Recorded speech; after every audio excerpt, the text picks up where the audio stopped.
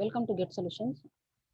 See, illustration 15. So it is asked in the year June 2019 for section C. So this problem is completely based on the accounting rate of returns.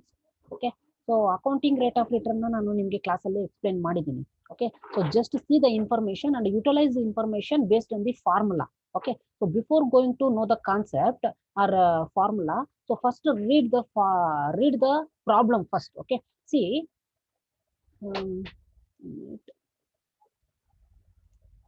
Okay, so XYZ Limited has under consideration the following two projects. So two projects ಇದೆ project X ಮತ್ತು project Y. Okay, so the details are as under. So first ಬಂದ್ಬಿಟ್ಟು ನೀವು problem ಅರ್ಥ ಮಾಡ್ಕೊಳ್ಳೋದ್ರಲ್ಲೇ ಇದೆ. Okay, see particulars on project X and project Y. So there are two projects are given.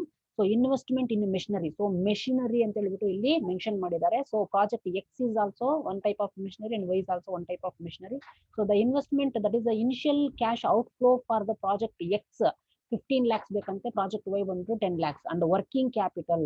Okay, so working capital is also one of the investment, that is a short term investment. So it is required for the day to day expenses. Okay, so day to day expenses ನ meet ಮಾಡೋದಕ್ಕೆ working capital ಬೇಕಾಗುತ್ತೆ, ಅದು investment ಅಂತ ನಾವು consider ಮಾಡ್ತೀವಿ, but it is a short term capital, right? So that is a working capital ಎಷ್ಟು spend ಮಾಡ್ತಿದ್ದಾರೆ project X ಗೆ 5 lakhs and project Y 5 lakhs. So the life of machinery, so project X ಗೆ 6 years ಇದೆ, project Y ಗೆ 4 years ಇದೆ. Okay, next scrap value of machinery, that is project X ಗೆ 10% ಕೊಟ್ಟಿದ್ದಾರೆ, project Y ಬಂದ್ಬಿಟ್ಟು 10% ಕೊಟ್ಟಿದ್ದಾರೆ. Okay, so scrap value ಅದನ್ನ ನೆನ್ಪಿಟ್ಕೊಳ್ಳಿ. Scrap value and salvage value we have to consider in case ಏನಾದ್ರು ಪ್ರೆಸೆಂಟ್ ವ್ಯಾಲ್ಯೂ ಫ್ಯಾಕ್ಟರ್ಸ್ ಏನಾದ್ರು consider ಮಾಡ್ಬೇಕಂದ್ರೆ, ಅಥವಾ ಸ್ಕ್ರಾಪ್ ವ್ಯಾಲ್ಯೂಸ್ ಏನಾದ್ರು ಕನ್ಸಿಡರ್ ಮಾಡ್ಬೇಕಂತ ಹೇಳಿದ್ರೆ ಎಂಡ್ ಆಫ್ ದಿ ಲೈಫ್ ನಾವು ಕನ್ಸಿಡರ್ ಮಾಡ್ತೀವಿ. For example project X 6 years ಇದೆ ಅಲ್ವಾ, ಸೊ 6th year ಈ ಸ್ಕ್ರಾಪ್ ವ್ಯಾಲ್ಯೂನ ಕನ್ಸಿಡರ್ ಮಾಡ್ತೀವಿ. ನೆಕ್ಸ್ಟ್ ಪ್ರಾಜೆಕ್ಟ್ ವೈ 4 years ಇದೆ ಅಲ್ವಾ, ಸೊ ಪ್ರಾಜೆಕ್ಟ್ ವೈಗೆ ಸ್ಕ್ರಾಪ್ ವ್ಯಾಲ್ಯೂ 10% ಯಾವಾಗ ಕನ್ಸಿಡರ್ ಮಾಡ್ತೀವಿ, 4th year ನಾವು ಕನ್ಸಿಡರೇಷನ್ ಮಾಡ್ತೀವಿ. ಓಕೆ, ಇನ್ ಕೇಸ್ ಏನಾದ್ರು ಕನ್ಸಿಡರ್ ಮಾಡಬೇಕು ಅಂತ ಹೇಳಿದ್ರೆ that you have to keep it in mind. ಎಲ್ಲ ಇಯರ್ಗೂ ಸ್ಕ್ರಾಪ್ ವ್ಯಾಲ್ಯೂ ಎಲ್ಲ ಇಯರ್ಗೂ ನಾವು ಅಪ್ಲೈ ಆಗೋದಿಲ್ಲ. Okay, next tax rate for the both the project, that is 50% and 50% is given. So income before depreciation and taxes are given. So this you have to keep it in mind, because accounting rate of return ಅಲ್ಲಿ ನಾವು profit ಅಂದ್ರೆ cash flows ನ consider ಮಾಡಬೇಕು ಅಂತ ಹೇಳಿದ್ರೆ cash flow after tax after depreciation ನಾವು consider ಮಾಡ್ತೀವಿ. But in this problem they clearly mentioned and given the income, that is cash inflow before depreciation and tax ಅಂತ ಕೊಟ್ಟಿದ್ದಾನೆ. ಅಲ್ಲಿಗೆ ನಾವು ಡಿಪ್ರಿಸಿಯೇಷನ್ ಡಿಡಕ್ಟ್ ಮಾಡ್ಕೋಬೇಕು, ಟ್ಯಾಕ್ಸ್ ಡಿಡಕ್ಟ್ ಮಾಡ್ಕೋಬೇಕು. That you have to keep it in mind. Okay, so first year second year so up to 6th year ವರೆಗೂ ಕೊಟ್ಟಿದ್ದಾರೆ. So project X ಗೆ 6 years ಇರೋದ್ರಿಂದ 6th year ಅಂದ್ರೆ 6 years ಕ್ಯಾಶ್ ಇನ್ಫ್ಲೋಸ್ ಕೊಟ್ಟಿದ್ದಾರೆ. Project Y ಗೆ ಬಂದ್ಬಿಟ್ಟು 4 years ಇರೋದ್ರಿಂದ 4 years ಗೆ ಕ್ಯಾಶ್ ಫ್ಲೋಸ್ ಕೊಟ್ಟಿದ್ದಾರೆ. Okay, so advice the company as to the best alternative using the different techniques of capital budgeting, that is cost of capital is 10%. So general ಆಗಿ ಇದು ಕೊಟ್ಟಿದ್ದಾರೆ ಅಂತ ಹೇಳಿದ್ರೆ ನಾವು ಏನಂತ ಕರಿತೀವಿ ಅಂತ ಹೇಳಿದ್ರೆ, ಜನರಲ್ ಆಗಿ accounting rate of return base ಮೇಲೆ ಕ್ಯಾಲ್ಕುಲೇಷನ್ ಮಾಡ್ಕೋಬಹುದು. ಇಲ್ಲ ಅಂತ ಹೇಳಿದ್ರೆ ಈ ಕಂಪ್ಲೀಟ್ ಇನ್ಫಾರ್ಮೇಶನ್ ಬಂದ್ಬಿಟ್ಟು ಯಾವ ಮೆಥಡ್ ಗೆ ಯೂಸ್ ಆಗುತ್ತೋ ಅದ್ರ ಬೇಸ್ ಮೇಲೆ ನೀವು ಕ್ಯಾಲ್ಕುಲೇಷನ್ ಮಾಡ್ಕೋಬಹುದು, not an issue. Okay, so ಅದಕ್ಕೆ ಇಲ್ಲಿ ಹೇಳ್ತಿದ್ದಾನೆ advise the company as to best alternative using the different techniques of capital budgeting. So ನಿಮ್ ಸೆಕ್ಷನ್ ಸಿ ಗೆ ಒಂದು ಮೆಥಡ್ ಅಲ್ಲಿ ಮಾಡಿ, ಸೂಟಬಲ್ ಮೆಥಡ್ ಅಲ್ಲಿ ಇನ್ನೂ ಏನಾದ್ರು ಟೈಮ್ ಏನಾದ್ರು ಬೇಕಿದ್ರೆ ನೆಕ್ಸ್ಟ್ ಯಾವ ಮೆಥಡ್ ಅಪ್ಲಿಕಬಲ್ ಆಗುತ್ತೋ ಆ ಮೆಥಡ್ ಅಲ್ಲಿ ಮಾಡ್ಕೊಂಡು ಹೋಗೋಣ. ಸೊ ಈಗ ನಾನು ಅಕೌಂಟಿಂಗ್ ರೇಟ್ ಆಫ್ ರಿಟರ್ನ್ ಅಲ್ಲಿ ನಿಮ್ಗೆ ಪ್ರಾಬ್ಲಮ್ಸ್ ಮಾಡಿಸಿಲ್ಲ.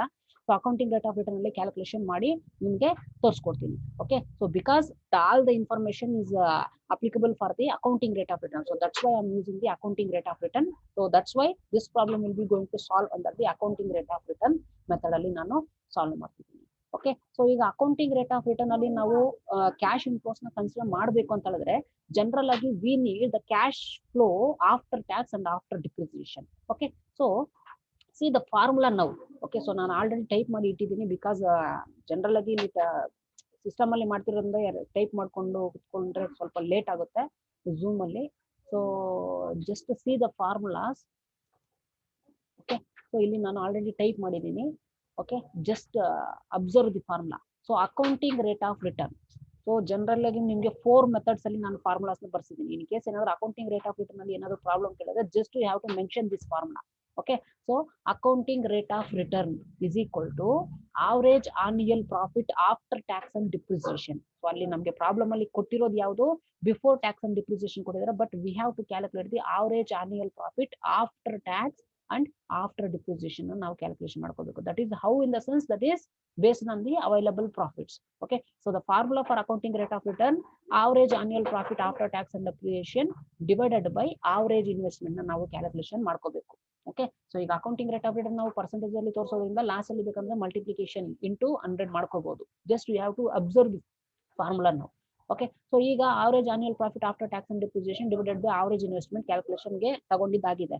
Then how to calculate this average annual profit in the sense, see ಯಾವ ತರ ಕ್ಯಾಲ್ಕುಲೇಷನ್ ಮಾಡೋದು ಈ ಆವರೇಜ್ ಆನ್ಯುವಲ್ ಪ್ರಾಫಿಟ್ ಅಂತ ಹೇಳಿದ್ರೆ, see the average annual profit is calculated, that is average annual profit after tax and depreciation ಯಾವ ತರ calculation ಮಾಡೋದು ಅಂತ ಹೇಳಿದ್ರೆ, ಸೊ ಇದನ್ನ ಹೇಳ್ತಿರೋದು ನಾನು ಯಾವ ತರ ಕ್ಯಾಲ್ಕುಲೇಷನ್ ಮಾಡೋದು ಅಂತ. Average annual profit after tax and depreciation, so the same thing, average annual profit after tax and depreciation, how to calculate in the sense, so total profits ಏನ್ ಕೊಟ್ಟಿದ್ದಾರೆ that we have to consider, that is after tax and depreciation.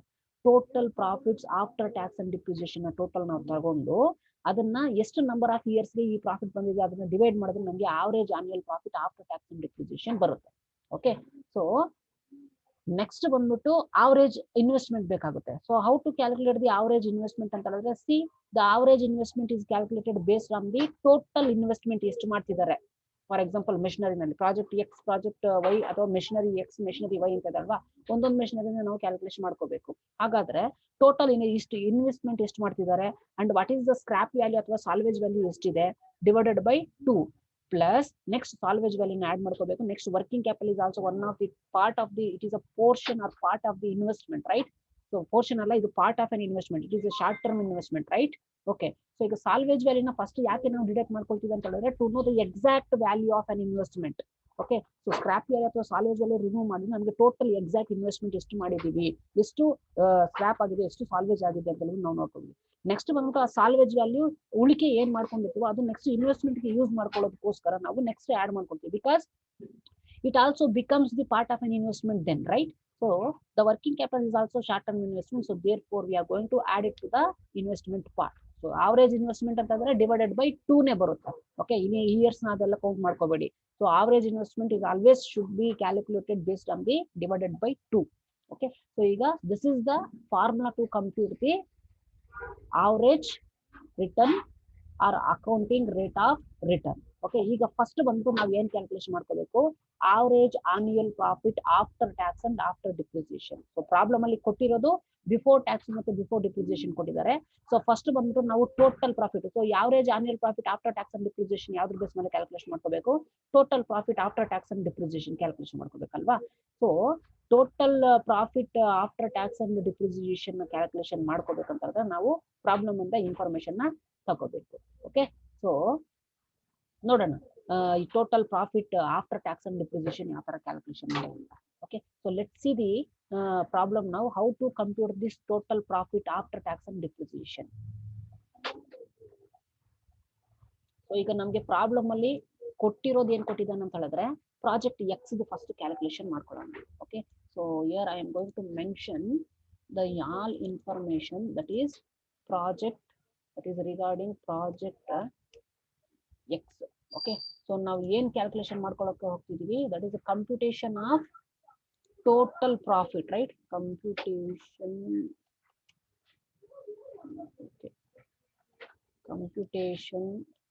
Of total profit after tax and depreciation. Okay, so computation of total profit after tax and depreciation ನಾವು calculation ಈಗ ಮಾಡ್ಕೋಬೇಕು. Okay, so ಈಗ calculation ಮಾಡ್ಕೊಂಡ್ರೆ ಇದು project X ಅಲ್ವಾ. So ಇಲ್ಲಿ ಬೇಕಾದ್ರೆ ನೀವು ಫಸ್ಟ್ ಅಂತ ಹೇಳ್ಬಿಟ್ಟು ಬರ್ಕೊಳ್ಳಿ, first one. So regarding project X we are going to calculating, we are going to calculate project X total profit after tax and depreciation. So ಈಗ total profit after tax and depreciation calculation ಮಾಡ್ಕೋಬೇಕಂತ ಹೇಳಿದ್ರೆ just observe the concept. So ಈಗ ನೋಡಿ particulars ಅಂತ ಹೇಳ್ಬಿಟ್ಟು ನಾನು ಇಲ್ಲಿ ತಗೊಳ್ತೀನಿ. Okay, so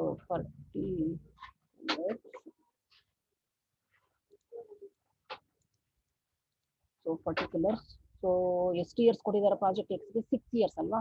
so 1 2 3 4 5 6, so total 6 years information ಕೊಟ್ಟಿದ್ದಾರೆ. So just I am going to calculate total profit after tax ಬರ್ತೀವಿ ಟೋಟಲ್ 6 ಇಯರ್ಸ್ಗೆ ನಾನು ಕ್ಯಾಲ್ಕುಲೇಷನ್ ಮಾಡ್ತೀನಿ. ಸೊ ಈ ತರ ಕಾಲಮ್ ಹಾಕೊಂಡ್ರೆ ನಿಮ್ಗೆ ಈಸಿ ಆಗುತ್ತೆ. ಯಾಕಂತ ಹೇಳಿದ್ರೆ ನೀವು EPS ಕ್ಯಾಲ್ಕುಲೇಷನ್ಸ್ ಅಲ್ಲಿ ಅಥವಾ value of the fund calculations ಎಲ್ಲ ನೀವು ಟ್ಯಾಕ್ಸ್ ಡಿಡಕ್ಟ್ ಮಾಡ್ತೀರಾ, ಇಂಟ್ರೆಸ್ಟ್ ಡಿಡಕ್ಟ್ ಮಾಡ್ತೀರಾ. ಸೊ ಅದೇ ಫಾರ್ಮ್ಯಾಟ್ ಅಲ್ಲಿ ನೀವು ಕ್ಲಿಕ್ ಮಾಡ್ತೀರಾ. ಸೊ ಅದಕ್ಕೆ ನಾನು ಇದೇ ಫಾರ್ಮ್ಯಾಟ್ ಅಲ್ಲಿ ನಾನು ತಗೊಳ್ತಿದ್ದೀನಿ. Okay, so just particular total 6 years ಅಂತ ಹೇಳಿದ್ರೆ ನಾನು ತಗೊಳ್ತಿದ್ದೀನಿ. ಅಥವಾ ನೀವು ಇಲ್ಲಿ ಬೇಕಾದ್ರೆ ಇಯರ್ಸ್ ಅಂತ ಹೇಳಿದ್ರೆ ಮೆನ್ಷನ್ ಮಾಡ್ಕೊಳ್ಳಿ. So this is number of years. Okay, so years ಅಂತ ಹೇಳಿದ್ರೆ ನಾನು ತಗೊಂಡಿದ್ದೀನಿ. ಸೊ ಪ್ರಾಜೆಕ್ಟ್ ಎಕ್ಸ್ ಅಂತ ಹೇಳಿದ್ರು ನಾನು ಇಲ್ಲಿ ಹೆಡ್ಡಿಂಗ್ ಅಲ್ಲಿ ಕೊಟ್ಟಿರೋದ್ರಿಂದ ಇಲ್ಲಿ ಏನು ಬೇಕಾಗಿಲ್ಲ. ಓಕೆ, ಸೊ ನಾವು ಈಗ total profit after tax and after depreciation. So ಅದನ್ನ ಶಾರ್ಟ್ ಫಾರ್ಮ್ ಅಲ್ಲಿ ನಾವು ಏನಂತ ಕರಿತೀವಿ? That is cash flow after tax and depreciation. So ಇದನ್ನ ನಾವು ಎಕ್ಸಾಕ್ಟ್ ಆಗಿ ನಾವು ಕ್ಯಾಲ್ಕುಲೇಷನ್ ಮಾಡ್ಕೊಳ್ತಾಯಿದ್ದೀವಿ ಅಲ್ವಾ. ಸೊ ಇಲ್ಲಿ income before depreciation and taxes, just analyse that the project ಎಕ್ಸ್ಗೆ ಇಲ್ಲಿ 15 lakhs 9 lakhs ಅದೆಲ್ಲ ಕೊಟ್ಟಿರೋದು cash flow before depreciation and tax ಅಲ್ವಾ. So cash flow before depreciation and tax ಕೊಟ್ಟಿದ್ದಾರೆ. ಸೊ ಜಸ್ಟ್ ಅದನ್ನು ನಾನು ಮೆನ್ಷನ್ ಮಾಡ್ತಿದ್ದೀನಿ. Okay, so just take down that is 15 lakhs. Next ಎಷ್ಟು ಕೊಟ್ಟಿದ್ದಾರೆ? 9 lakhs. Next again 15 lakhs. Next 8 lakhs. Next 6 lakhs. Next 3 lakhs. Okay, so ಇಷ್ಟು ಕೊಟ್ಟಿದ್ದಾರೆ. Okay, so ಈಗ ನಾವು ಏನ್ ಮಾಡ್ಬೇಕಂತಂದ್ರೆ ಫಸ್ಟ್ ಟ್ಯಾಕ್ಸ್ ನ ಡಿಡಕ್ಟ್ ಮಾಡ್ಕೋಬೇಕು. Okay, because we need cash flow after tax and after depreciation, right? So just you deduct the depreciation first, okay, for the purpose of reducing the tax burden. So just deduct the depreciation. Okay, so ಈಗ depreciation ನಾವು deduct ಮಾಡ್ಕೋಬೇಕು. So depreciation ನಾವು deduct ಮಾಡ್ಕೋಬೇಕಂತ ಹೇಳಿದ್ರೆ you know the general formula, right? So how to calculate the depreciation? So ಡಿಪ್ರಿಸಿಯೇಷನ್ಗೆ formula ನಿಮಗೆ ಗೊತ್ತಿದೆ. Original cost minus salvage value divided by life of an asset. Okay, so ಇಲ್ಲಿ ನಾನು general ಆಗಿ ಇಲ್ಲಿ ಡಿಪ್ರಿಸಿಯೇಷನ್ ಕ್ಯಾಲ್ಕುಲೇಷನ್ ಮಾಡ್ಕೊಳ್ತೀನಿ. ಸೊ ಡಿಪ್ರಿಸಿಯೇಷನ್ ಯಾವ ತರ ಕ್ಯಾಲ್ಕುಲೇಷನ್ ಮಾಡೋದು ಅಂತ ಹೇಳಿದ್ರೆ that is original cost minus salvage value divided by life ಅಲ್ವಾ. ಸೊ ಇದು ಆಕ್ಚುಲ್ ಆಗಿ ಫಾರ್ಮುಲಾ. ನೆಕ್ಸ್ಟ್ ಬಂದ್ಬಿಟ್ಟು ಈ ಡಿಪ್ರಿಸಿಯೇಷನ್ ನಾನು ಸಾಲ್ವ್ ಮಾಡಬೇಕು ಅಂತ ಹೇಳಿದ್ರೆ, so what is the original cost of an project X ಎಷ್ಟಿದೆ? ದಟ್ ಈಸ್ 15 lakhs ಇದೆ. Okay, minus what is the salvage value? 10%. Okay, so 10% in the sense, so 10% ಯಾವ್ದ್ರ ಬೇಸ್ ಮೇಲೆ ನಾವು ಕ್ಯಾಲ್ಕುಲೇಷನ್ ಮಾಡ್ತೀವಿ? ದಟ್ ಈಸ್ ಬೇಸ್ ನಮ್ the investment, right? So 15 lakhs into 10% ಅಂತ ಹೇಳಿದ್ರೆ that is 1,50,000. So 1,50,000 divided by life of asset ಎಷ್ಟು? Project X 6 years ಅಲ್ವಾ. So ಈಗ ಟೋಟಲ್ 6 years ಗೆ ಬಂದಿದೆ. So this is the actual simplification. So ಈಗ ಇದನ್ನ ನಾವು ಸಿಂಪ್ಲಿಫಿಕೇಶನ್ ಏನಾದ್ರು ಮಾಡಿದ್ರೆ that is 15 lakhs minus 1,50,000 divided by 6 ಏನಾದ್ರು ಮಾಡಿದ್ರೆ V will get the depreciation amount as 2,25,000 ನಮಗೆ ಬರುತ್ತೆ. So this is the actual depreciation amount. Okay, so ಎಲ್ಲ year 2,25,000. So we have to assume that the depreciation will be followed based on the straight line method ಅಂತ ಹೇಳ್ಬಿಟ್ಟು assumption ಮಾಡ್ಕೋಬಹುದು. So ನೀವು ಬೇಕಾದ್ರೆ note ಕೊಡಿ. 2,25,000 is the depreciation amount for the each year. ಅಂದ್ರೆ total 6 years cash flows ಬಂದಿದೆ, ಅದಕ್ಕೆ ನಾವು ಟೋಟಲ್ 6 years ಡಿಪ್ರಿಸಿಯೇಷನ್ ಅಮೌಂಟ್ ತಗೊಳ್ತಿದ್ದೀವಿ. Okay, so next after deducting depreciation what we will get? That is cash flow after depreciation before tax ಸಿಗುತ್ತೆ ನಮಗೆ. Okay, so cash flow after depreciation that is before tax ನಮಗೆ ಸಿಗುತ್ತೆ. Okay, so in order to deduct the depreciation, so cash flow before tax depreciation minus depreciation ನಾವು deduct ಮಾಡ್ಕೊಂಡ್ರೆ ನಮಗೆ 12,75,000 first year and second year 6,75,000. So ಈ ತರ calculator ಅಲ್ಲಿ ಮಾಡ್ಕೊಳ್ಳಿ ನೀವು. Okay, so this is nothing but cash flow after depreciation before tax. ಈಗ ನಮಗೆ cash flow after tax after depreciation ಬೇಕಂತ ಹೇಳಿದ್ರೆ again we have to deduct the tax, right? So tax ನಾವು ಡಿಡಕ್ಟ್ ಮಾಡ್ಕೋಬೇಕು. ಸೊ ಟ್ಯಾಕ್ಸ್ ಅಮೌಂಟ್, ಟ್ಯಾಕ್ಸ್ ಎಷ್ಟು percent ಇದೆ, that is 50% ಅಲ್ವಾ? So total 50%. So ಈಗ ಟ್ಯಾಕ್ಸ್ 50% ನಾವು ಕ್ಯಾಲ್ಕುಲೇಟ್ ಮಾಡಬೇಕು. 12,75,000 ಇಂಟು 50% ಅಲ್ವಾ? ಸೊ 50%. ಸೊ 6,35,000. ಸೊ ಅದೇ ತರ 6,75,000 ಇಂಟು 50% ಮಾಡಿದ್ರೆ ನಿಮಗೆ 3,37,500. ಅದೇ ತರ 12,75,000 ಮಾಡಿದ್ರೆ ನಿಮಗೆ ಅಗೇನ್ 6,37,500. ನೆಕ್ಸ್ಟ್ 5,75,000 ಮಾಡಿದ್ರೆ 50% ಎಷ್ಟು, 2,87,500 ಇಸ್ ದ ಟ್ಯಾಕ್ಸ್ ಅಮೌಂಟ್. ಅದೇ ತರ ಎಲ್ಲದಕ್ಕೂ ಕ್ಯಾಲ್ಕುಲೇಷನ್ ಮಾಡಿ. Then finally we will get cash flow after tax and depreciation. So ನಮಗೆ ಅಕೌಂಟಿಂಗ್ ರೇಟ್ ಆಫ್ ರಿಟರ್ನ್ ಕ್ಯಾಲ್ಕುಲೇಷನ್ಗೆ ಬೇಕಾಗಿರೋ ಅಮೌಂಟ್ ನಮಗೆ ಸಿಗುತ್ತೆ. That is cash flow after tax and after depreciation. So ಈ ಅಮೌಂಟ್ ಬರ್ಬೇಕಂತಂದ್ರೆ ನಮಗೆ cash flow after depreciation before tax ಅಲ್ಲಿ ನಾವು ಟ್ಯಾಕ್ಸ್ ನ ಡಿಡಕ್ಟ್ ಮಾಡ್ಕೋಬೇಕು. Then we will get 6,37,500. So because 50% ಆಗಿರೋದ್ರಿಂದ ಇದು ಸೇಮ್ ಬರುತ್ತೆ. Okay, so this is the way of calculating the cash flow after tax and after depreciation. So just ಇದನ್ನ ನೀವು note down ಮಾಡ್ಕೊಳ್ಳಿ. Then I will show you how this information will be going to apply in the formula. So ಈಗ ನಮಗೆ cash flow after tax after depreciation ಬಂದಿದೆ. Okay, just see the formula once again. ಈಗ cash flow after tax ಅಂದ್ರೆ total profit after tax and after depreciation. So total profit ಅಂತಂದ್ರೆ ನಾವು ಎಲ್ಲಾ year ಎಷ್ಟು ಬಂದಿದೆ ಪ್ರಾಫಿಟ್ ಅದನ್ನೆಲ್ಲ ಆಡ್ ಮಾಡ್ಕೊಂಡ್ರೆ ಟೋಟಲ್ ಪ್ರಾಫಿಟ್ ಬರುತ್ತೆ. Divided by number of years ಏನಾದ್ರು ನಾವು ಕ್ಯಾಲ್ಕುಲೇಷನ್ ಮಾಡ್ಕೊಂಡ್ರೆ average annual profit after tax and after depreciation ಬರುತ್ತೆ. Okay, so let's apply the ಫಾರ್ಮುಲಾನ ಅಪ್ಲೈ ಮಾಡೋಣ. ಈಗ ನೋಡಿ, average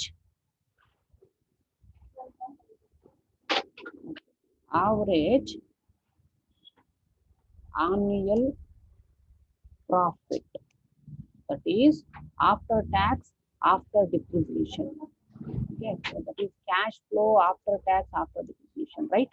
So cash flow after tax after depreciation ನಾವು ಕ್ಯಾಲ್ಕುಲೇಷನ್ ಮಾಡ್ಕೋಬೇಕು. ಅಂದ್ರೆ average annual cash flow after tax after depreciation ಯಾವ ತರ ಕ್ಯಾಲ್ಕುಲೇಷನ್ ಮಾಡ್ತೀವಿ ನಾವು, that is based on total profit ಅಲ್ವಾ? So that is based on total profit after tax after depreciation divided by number of years. So number of years. So ಇದು actual ಆಗಿ average annual profit formula. Okay, so ಈಗ average annual profit ಎಷ್ಟು ಬರುತ್ತೆ ನಾವು calculation ಮಾಡ್ಕೊಳ್ಳೋಣ. Is equal to, so ಯಾವ್ಯಾವ್ದನ್ನೆಲ್ಲ ನಾವು add ಮಾಡ್ಕೋಬೇಕು, ಟೋಟಲ್ ಈ 5 years ಆಡ್ ಮಾಡ್ಕೋಬೇಕಲ್ವಾ? So 6,37,000. So because this is nothing but the cash flow after tax and depreciation, we need the total profit after tax and depreciation, right? So ಇದು total profit ಅಂತ ಇವೆಲ್ಲವನ್ನು ನಾವು add ಮಾಡ್ಕೊಂಡ್ರೆ total profit after tax and depreciation ಬರುತ್ತೆ. Then we have to divide by the life of the project. ಅಂದ್ರೆ 6 years life ಇದೆ, ಅದನ್ನ divide ಮಾಡ್ಕೊಂಡು ನಮಗೆ ಆವರೇಜ್ ಆನ್ಯುಯಲ್ ಪ್ರಾಫಿಟ್ ಬರುತ್ತೆ. ಓಕೆ, ಸೊ ಇವಾಗ ಯಾವ್ದನ್ನ ಆಡ್ ಮಾಡ್ಕೋಬೇಕು, 6,37,500 and 3,37,500. ನೀವು ಬರ್ಕೊಳ್ಳುವಾಗ ಅದನ್ನೇ ಅಮೌಂಟ್ಸ್ ನ ಬರ್ಕೊಳ್ಳಿ. Okay, don't right the cell addresses. Okay, so next 6,37,500 and 2,87,500 and 1,87,500 37,500 is the total profits. So ಇದನ್ನೆಲ್ಲ ನಾನು ಆಡ್ ಮಾಡಿದ್ರೆ ನನಗೆ total profit after tax and after depreciation ನನಗೆ ಬರುತ್ತೆ ಅಲ್ವಾ? So total profit after tax and after depreciation ಬರುತ್ತೆ. So ಈ total amount ನ ನಾವು ಯಾವ್ದ್ರಿಂದ ಡಿವೈಡ್ ಮಾಡಬೇಕು ಅಂತ ಹೇಳಿದ್ರೆ, ಸೊ ಜಸ್ಟ್ ಸಿ, ಇದನ್ನೆಲ್ಲ ಟೋಟಲ್ ಮಾಡ್ಕೊಂಡಿದ್ದಾದ್ಮೇಲೆ ನಾನು ಲೈಫ್ ಆಫ್ ಅಸೆಟ್ 6 years ಅಲ್ವಾ? ಸೊ 6 years ಇಂದ ನಾನು ಡಿವೈಡ್ ಮಾಡ್ಕೊಂಡ್ರೆ ನನಗೆ average annual profit after tax and after depreciation ನನಗೆ ಬರುತ್ತೆ. Okay, so that is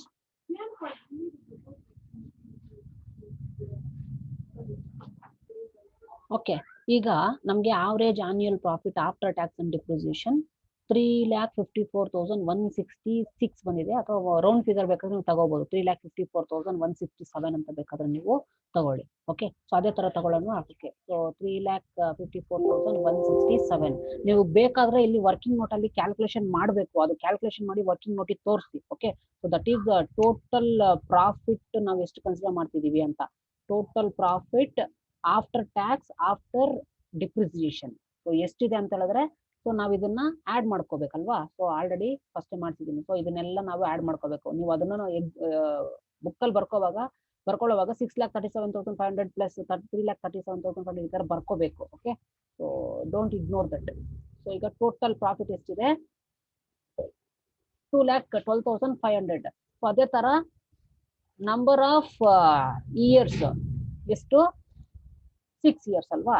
so ಇದ್ರ ಬೇಸ್ ಮೇಲೆ ನಾವು ಇದನ್ನ ಕ್ಯಾಲ್ಕುಲೇಷನ್ ಮಾಡಿದ್ದೀವಿ. ಓಕೆ, ಯಾವ ತರ ಅಂತ ಹೇಳಿದ್ರೆ ಆವರೇಜ್ ಆನ್ಯುಯಲ್ ಪ್ರಾಫಿಟ್ ಯಾವ ತರ ಕ್ಯಾಲ್ಕುಲೇಷನ್ ಮಾಡೋದು ಅಂತ ಹೇಳಿದ್ರೆ is equal to total profit after tax divided by life of an asset. So 3,54,167 or 166. So ಇದೇ ಅಮೌಂಟ್ ಇಲ್ಲಿ ನಾವು ಡೈರೆಕ್ಟ್ ಆಗಿ ಹಾಕೊಂಡಿದ್ದೀವಿ. ನೀವು ವರ್ಕಿಂಗ್ ನೋಟ್ ಅಲ್ಲಿ ಬೇಕಾದ್ರೆ ಈ ಕ್ಯಾಲ್ಕುಲೇಷನ್ ಕ್ಲಿಯರ್ ಆಗಿ ಬರ್ಕೊಳ್ಳಿ. ನಾವು we have already calculated the average profit after tax and after depreciation calculation ಮಾಡಿದಾಗಿದೆ. ಸೊ ಇನ್ನ accounting rate of return for project X ಗೆ ಕ್ಯಾಲ್ಕುಲೇಷನ್ ಮಾಡ್ಬೇಕಂದ್ರೆ ಇನ್ನ ಏನ್ ಬೇಕು, it is average annual profit after tax and depreciation ನಾವು calculation ಮಾಡಿದ್ದು ಆಗಿದೆ. ಸೊ ಈಗ ಏನ್ ಮಾಡ್ಬೇಕು ಅಂತ ಹೇಳಿದ್ರೆ ಆವರೇಜ್ ಇನ್ವೆಸ್ಟ್ಮೆಂಟ್ ನ ನಾವು ಕ್ಯಾಲ್ಕುಲೇಷನ್ ಮಾಡ್ಕೋಬೇಕು. ಓಕೆ, ಸೊ ಆವರೇಜ್ ಇನ್ವೆಸ್ಟ್ಮೆಂಟ್ ಯಾವ ತರ ಕ್ಯಾಲ್ಕುಲೇಷನ್ ಮಾಡೋದು, C average investment is calculated based on the total investment. So total investment minus salvage value ಅಂದ್ರೆ 10% ಕೊಟ್ಟಿದ್ದಾರೆ. ಓಕೆ, ಸೊ 10% ಅಂದ್ರೆ ಬೇಸ್ಡ್ ಆನ್ ಪ್ರಾಜೆಕ್ಟ್ ಇನ್ವೆಸ್ಟ್ಮೆಂಟ್ ಮೇಲೆ ನಾವು ಮಾಡ್ಕೋಬೇಕು. Total investment minus salvage value is 10% on the total investment divided by 2 plus next salvage ವ್ಯಾಲ್ಯೂನ add ಮಾಡ್ಕೋಬೇಕು. Next working capital ಕೊಟ್ಟಿದ್ರೆ ಅದನ್ನ ಆಡ್ ಮಾಡ್ಕೊಳ್ತೀವಿ. Okay, so just apply this formula while calculating the average investment. Okay, so ನಾವು see ಈಗ average annual profit ನ calculation ಮಾಡಿದ್ದಾಗಿದೆ. ಈಗ ನಾವು ಏನ್ ಕ್ಯಾಲ್ಕುಲೇಷನ್ ಮಾಡ್ಕೋಬೇಕು, ದಟ್ ಈಸ್ ಆವರೇಜ್ ಇನ್ವೆಸ್ಟ್ಮೆಂಟ್ ನ ನಾವು ಕ್ಯಾಲ್ಕುಲೇಷನ್ ಮಾಡ್ಕೋಬೇಕು. ಸೊ ಇಲ್ಲೇ ಬೇಕಾದ್ರೆ ನಾನು ಫಾರ್ಮುಲಾ ಕೊಡ್ತೀನಿ ನೋಡಿ. ಆವರೇಜ್ ಇನ್ವೆಸ್ಟ್ಮೆಂಟ್ ಯಾವ ತರ ಕ್ಯಾಲ್ಕುಲೇಷನ್ ಮಾಡೋದು ಅಂತ ಹೇಳಿದ್ರೆ ದಟ್ ಈಸ್ ಈಗ ಟೋಟಲ್ ಇನ್ವೆಸ್ಟ್ಮೆಂಟ್ ಅಲ್ವಾ. So total investment minus salvage value ಮತ್ತೆ ಡಿವೈಡೆಡ್ ಬೈ 2. ಓಕೆ, ನೆಕ್ಸ್ಟ್ ನಾವು ಏನ್ ಆಡ್ ಮಾಡಬೇಕು, ಸಾಲ್ವೇಜ್ ವ್ಯಾಲ್ಯೂನ ಆಡ್ ಮಾಡ್ಕೋಬೇಕು, ಮತ್ತೆ ವರ್ಕಿಂಗ್ ಕ್ಯಾಪಿಟಲ್ ಏನಾದ್ರು ಇದೆ ನಾವು ಆಡ್ ಮಾಡ್ಕೋಬೇಕು. Okay, so let's see the total investment minus salvage value. Okay, so ಈಗ ನೋಡಿ ಟೋಟಲ್ ಇನ್ವೆಸ್ಟ್ಮೆಂಟ್ ಎಷ್ಟು ಕೊಟ್ಟಿದ್ದಾರೆ, ಸಿ ದ ಪ್ರಾಬ್ಲಮ್ ನಾವು. ಸೊ ನಾನು ಪ್ರಾಬ್ಲಮ್ ನೋಡ್ಕೊಂಡು ಇಲ್ಲಿ ಮಾಡ್ತೀನಿ. Okay, so because okay total investment ಎಷ್ಟು ಕೊಟ್ಟಿದ್ದಾರೆ ನೋಡಿ. 1 minute.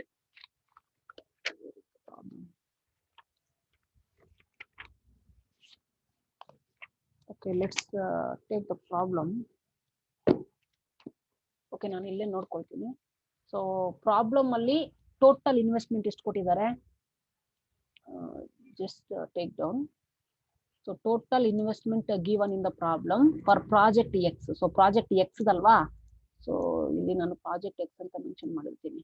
Okay, so project X. Okay, so project X total investment ಎಷ್ಟು ಕೊಟ್ಟಿದ್ದಾರೆ ಅಂತ ಹೇಳಿದ್ರೆ that is 15 lakhs I think. Okay, so 15 lakhs ಕೊಟ್ಟಿದ್ದಾರೆ ಮೈನಸ್ ಸಾಲ್ವೇಜ್ ವ್ಯಾಲ್ಯೂ 10% ಅಂತ ಕೊಟ್ಟಿದ್ದಾರೆ. ಓಕೆ, ಸೊ ಎಷ್ಟು ಅಂತ ನೋಡ್ತೀನಿ. ಸೊ ಎಸ್ 10% ಅಂತ ಕೊಟ್ಟಿದ್ದಾರೆ.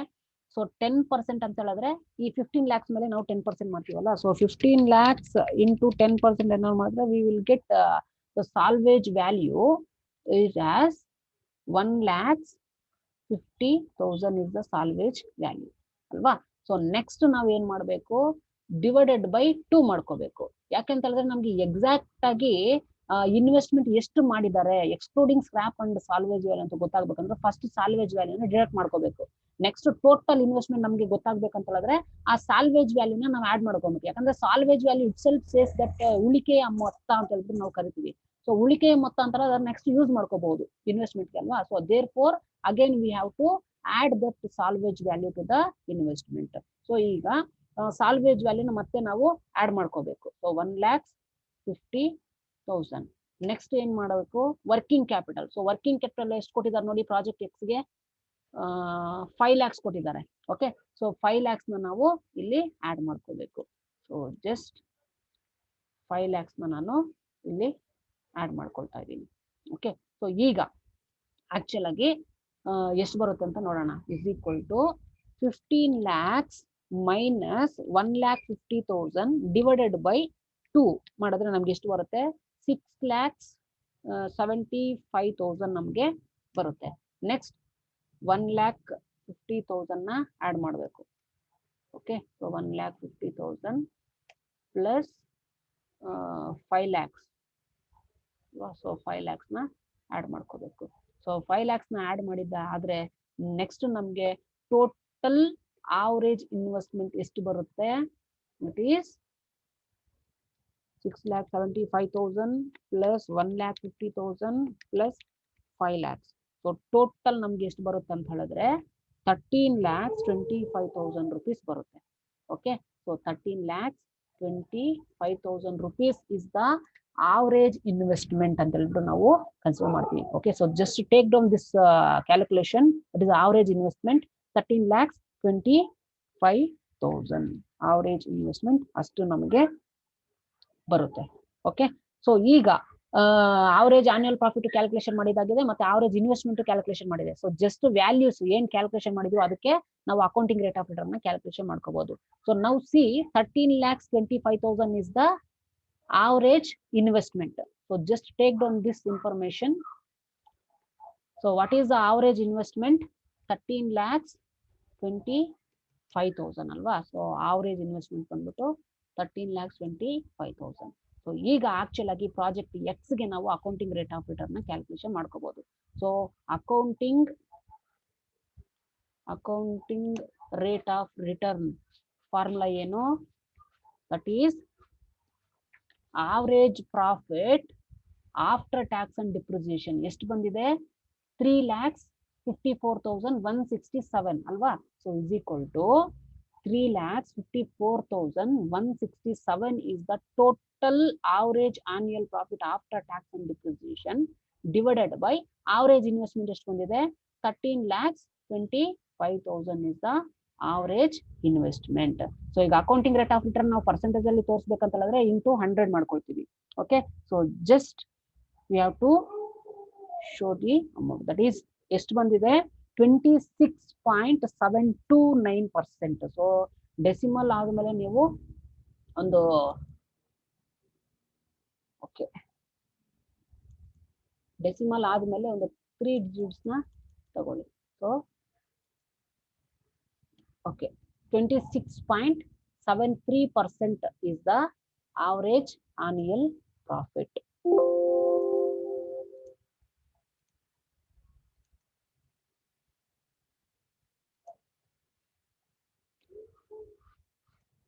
ಓಕೆ, ರೌಂಡ್ ಫಿಗರ್ ಅಲ್ಲಿ ಅದು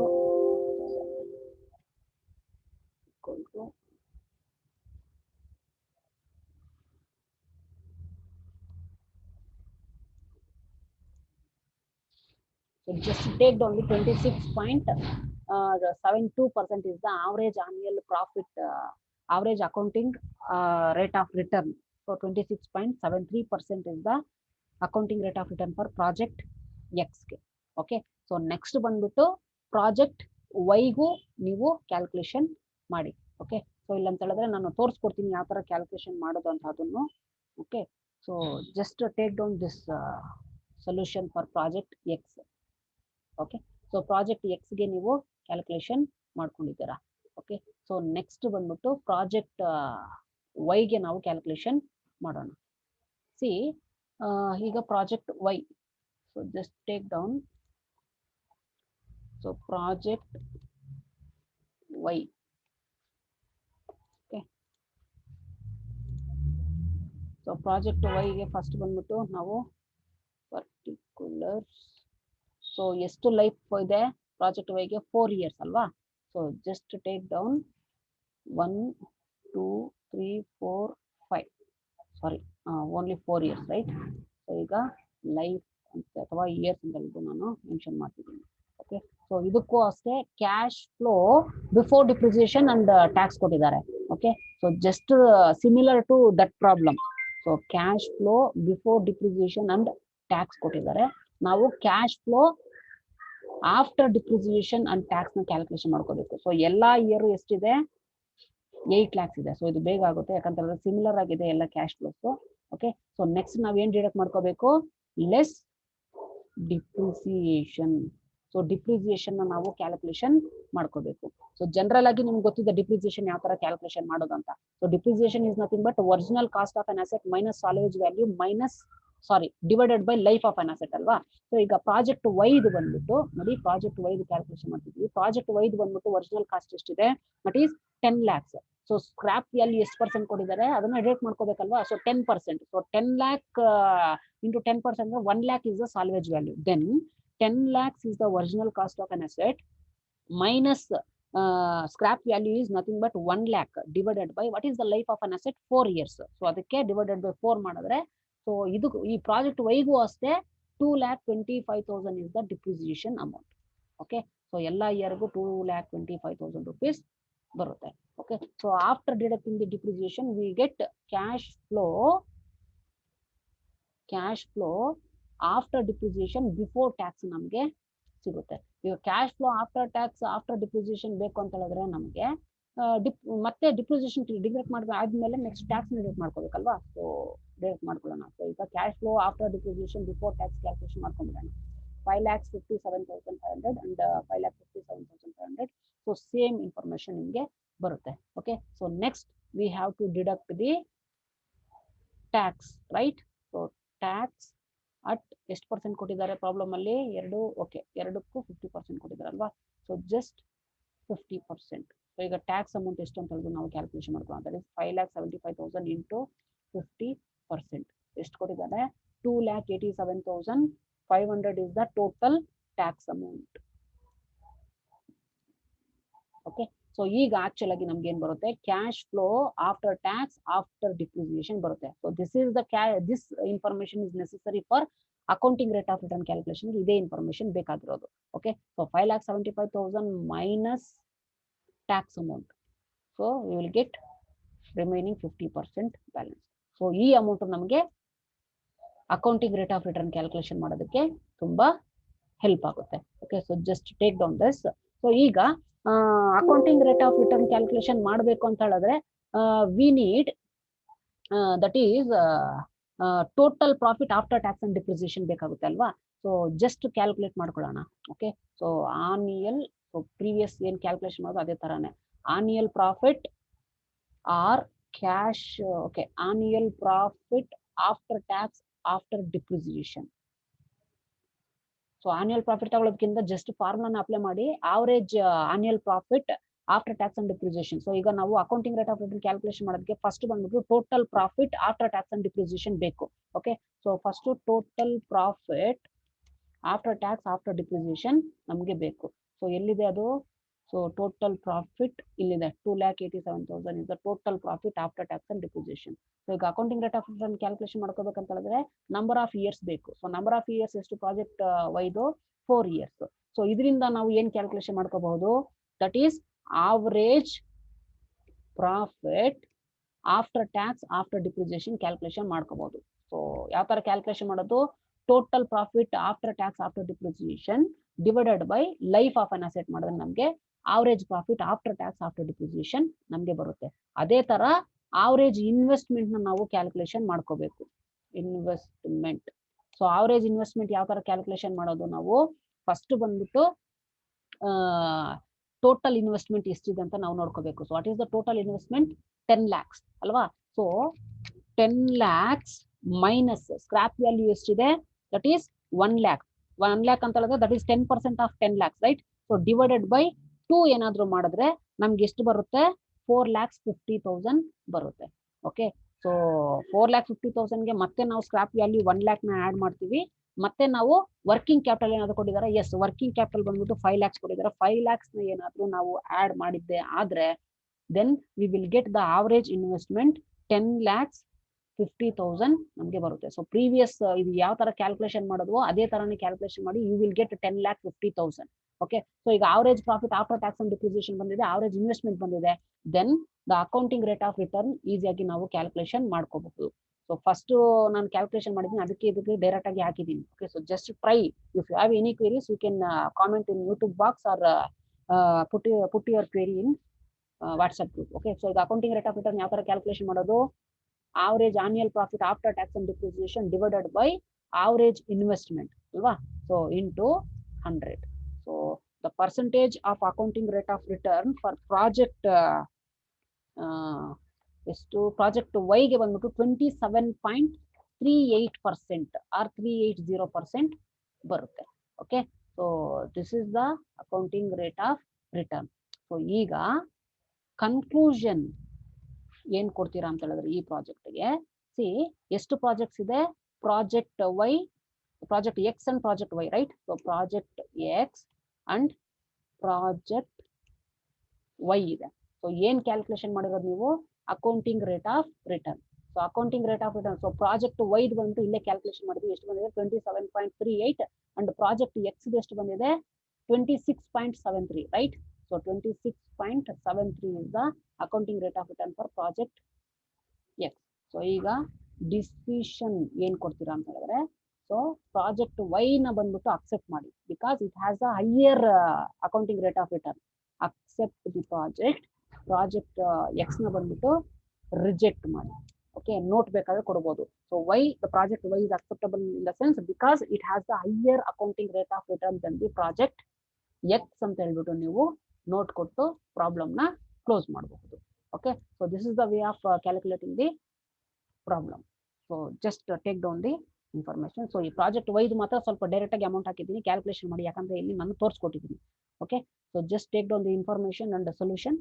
ಸೊ ನೆಕ್ಸ್ಟ್ ಬಂದ್ಬಿಟ್ಟು ಲಾಸ್ಟ್ ಕ್ವೆಶ್ಚನ್ ನಾನು ಸಾಲ್ವ್ ಮಾಡಿ ಕೊಡ್ತೀನಿ, so that your second chapter will be going to close. Okay, so next last problem ನಾನು ಮಾಡ್ಕೊಡ್ತೀನಿ. So thanks for watching. If you have any queries in any problem, just put your query in the WhatsApp group or YouTube comment box. So I am going to explain your query or your doubts. Okay, thanks for watching once again.